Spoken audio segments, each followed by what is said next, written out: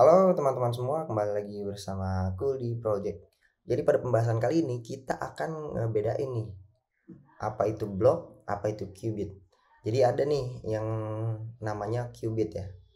Nah, sebelum kita membedakan, sebelumnya kan kita sudah membahas block provider ya. Jadi kita menyiapkan membungkus suatu widget dengan block provider agar dia bisa disiapin nih kelasnya, bisa dipanggil. Nah, contohnya kayak gini. Jadi kalau di sini kita punya homepage, nanti di homepage ini kan dia butuh ini nih, dia butuh block provider ini, dia butuh manggil ini. Nah sebelum manggil ini dia harus dibungkus dulu kelasnya dia dengan suatu block provider. Nah ini gunanya nih ya, jadi kayak gini, dia nggak create dulu. Nah konsep ini itu kita bisa analogiin seperti ini. Jadi kita punya my app. Kalau misalnya kita bungkus block provider di sini, maka yang bisa menggunakan block provider of context ini semua yang ada di bawahnya. Nah, ini bisa digunain. Kalau kita punya widget di bawah, paling bawah juga dia masih bisa kita pasang kayak gini nih, ya. Nah, itu kita bisa pasang, ya. Apabila kita memasangnya di sini, block provider ini di sini, yang bisa dapat cuma yang widget di bawahnya. Nah, widget yang di atas itu nggak bisa dipasang. Nih, contohnya gini. Kita memasang block provider di homepage. Nah, build ini berarti kita nggak bisa nih. Kalau misalnya kita copy ini, kita pasang di atas ini. Nah, ini belum disiapin nih block providernya. Kita save, nah dia bakalan error. Nah, ini gunanya kita menyiapkan block provider biasanya di paling atas, di my app gitu. Nah, gitu teman-teman. Bakalan error. Jadi siapin kalau kita mau gunain block provider of context, kita harus menyiapkan ininya dulu. Kita siapin di atas kelasnya. Nah, kayak gini nih. Jadi kita baru bisa nih. Nah, ini semua adalah konsep yang namanya dependency injection. Jadi kita sekali dependency injection adalah kita sekali masang sesuatu memasang dependensi di suatu widget dan dia akan menginjeksi widget-widget yang ada di bawahnya, subtree yang di bawahnya. Nah, itu kita bisa sebut dengan konsep dependency injection. Nah, konsep dependency injection kayak gitu ya. Nah, terus ada nih cara penggunaannya. Nah, kalau cara gunainnya, kita kan biasanya gunain ini ya. Nah, kalau misalnya ini terlalu panjang, ada yang kita bisa sebut dengan konteks.read. Nah, ini. Jadi kalau misalnya teman-teman mau ganti, jangan seperti ini, bisa. Misalnya kita var block ya, sama dengan kita panggil aja konteksnya titik read. Ya udah kayak gini. Sesimpel ini dari apa? Dari counter block. Nah, ini sama aja, sama banget nih hasilnya kayak gini ya. Kita refresh. Nah, ini masih bisa nih. Oke.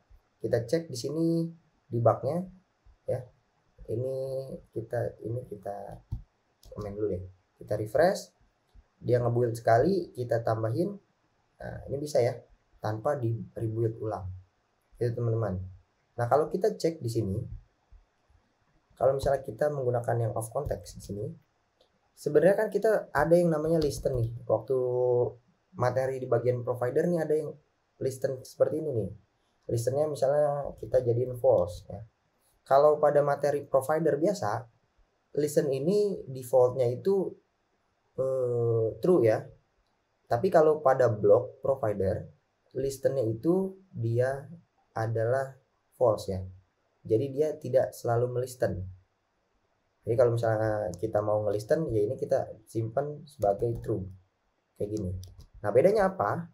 Listen dengan tidak melisten, kita refresh coba. Kalau dia melisten, kita ubah jadi true, dia selalu memantau perubahan yang ada di kelas ini, counter block.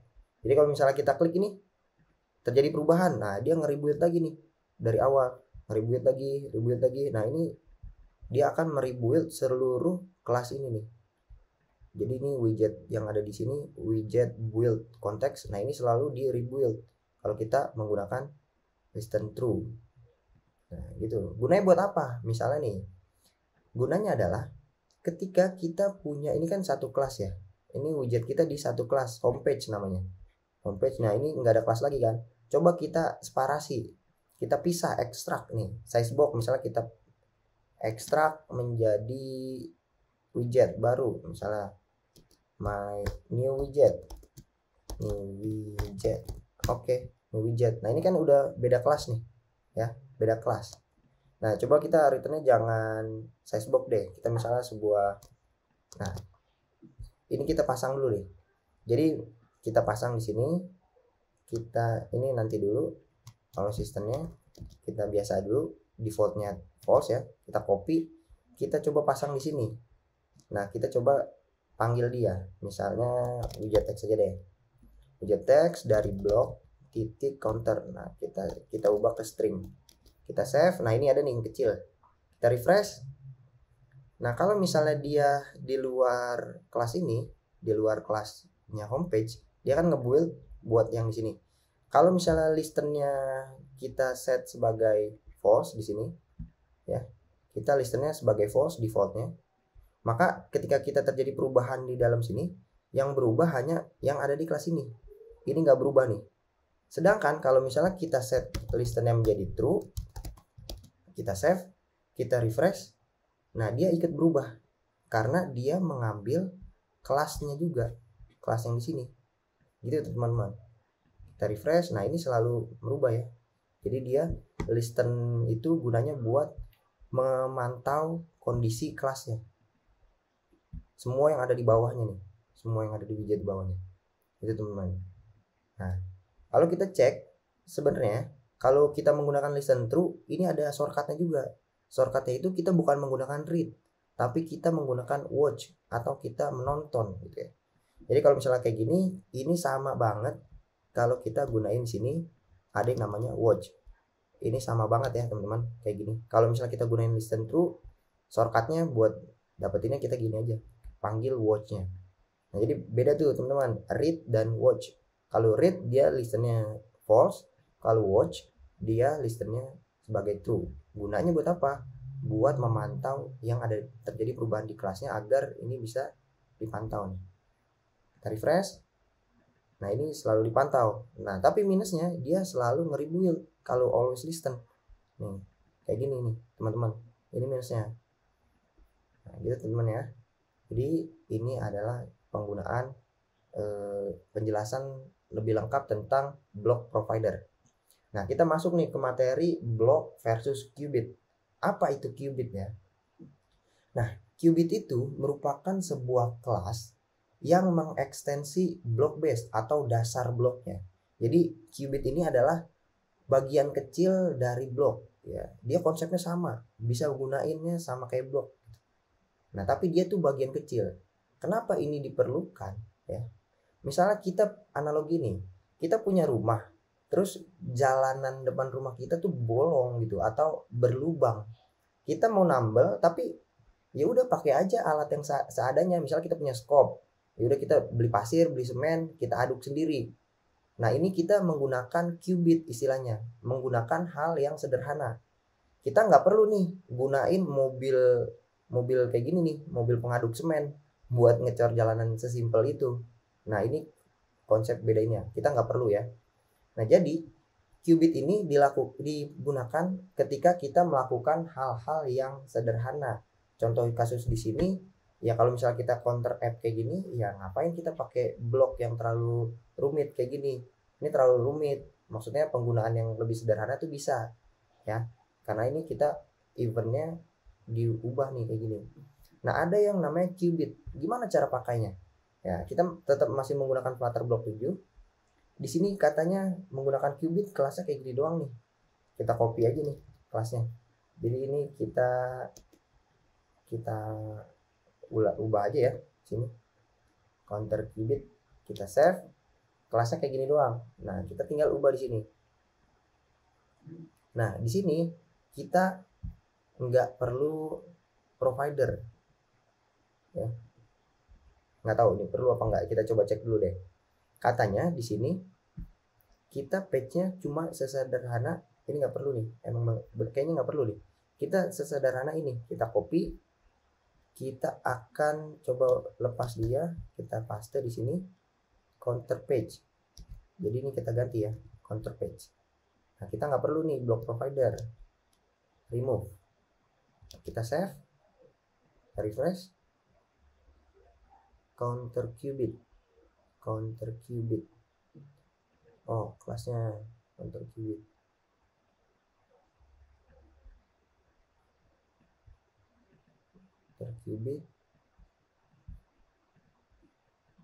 Provider. Apakah dia perlu nih? Oh, dia perlu, tapi ini kita namanya jangan counter block, counter qubit ya. Kita save. Nah, ini perlu nih, jadi dia tetap perlu di service ya, maksudnya disiapin. Nama kelasnya aja tadi salah, kayak gitu. Nah, ini bisa nih kita plus, kita minus. Nah, konsepnya gimana? Jadi dia sama, tetap menggunakan block builder buat ngebuat ininya, nge-stream, ibaratnya dia nge-stream ininya, state-nya. Simpelnya seperti ini aja ya. Nah, tapi yang jadi beda ketika dia ngeklik tombol button ini, dia tuh memanggil suatu function nih. Jadi bedanya di sini. Jadi di sini kita hanya membuat suatu function buat increment. Ya udah, kita emit, ada namanya emit, itu buat memasukkan data ke function itu. Jadi ke state-nya. Nanti state-nya ini kita tambahin satu aja.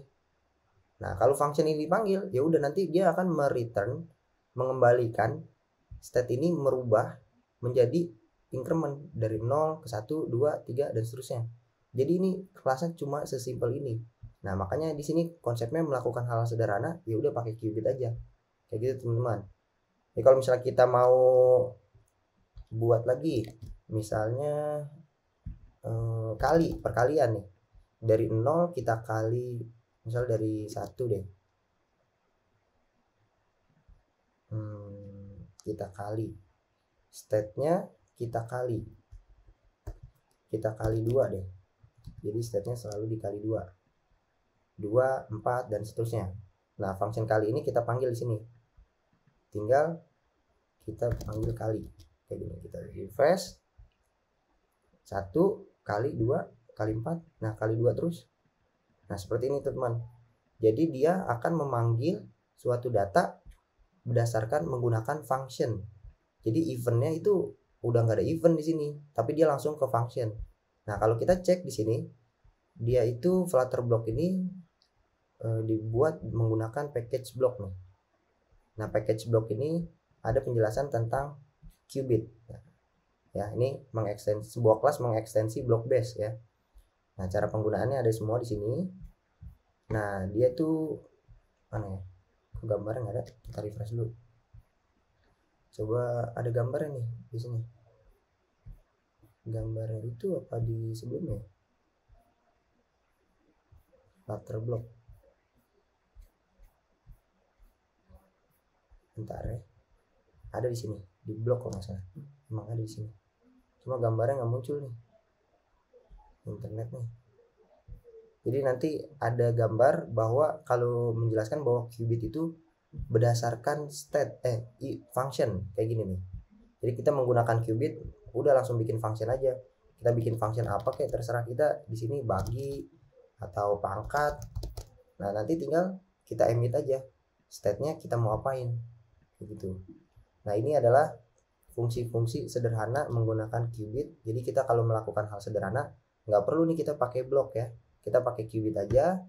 Udah tinggal masukin ke emit, kita masukin state-nya, udah panggil functionnya. Di mana panggilnya? Ya udah nih tinggal kita kayak gini. Kalau ini read ya, kalau kita bisa watch ya bisa kayak gini aja, watch. Nanti tapi dia nge-reboot ulang. Ini tetap bisa nih. Refresh. Watch. Oh, watch ini nggak berubah ya. Kita coba cek. Oh. To fix right. Nah, dia harus false ya berarti ya. Listernya harus false. Jadi kita hanya bisa nge-read aja di sini. Refresh. Karena ini melakukan hal-hal yang sederhana ya. Kalau kita butuh yang selalu nge-watch, kita menggunakan bloknya aja langsung. Mungkin ini pembahasan yang sederhana, semoga masih bermanfaat ya teman-teman. Sampai jumpa.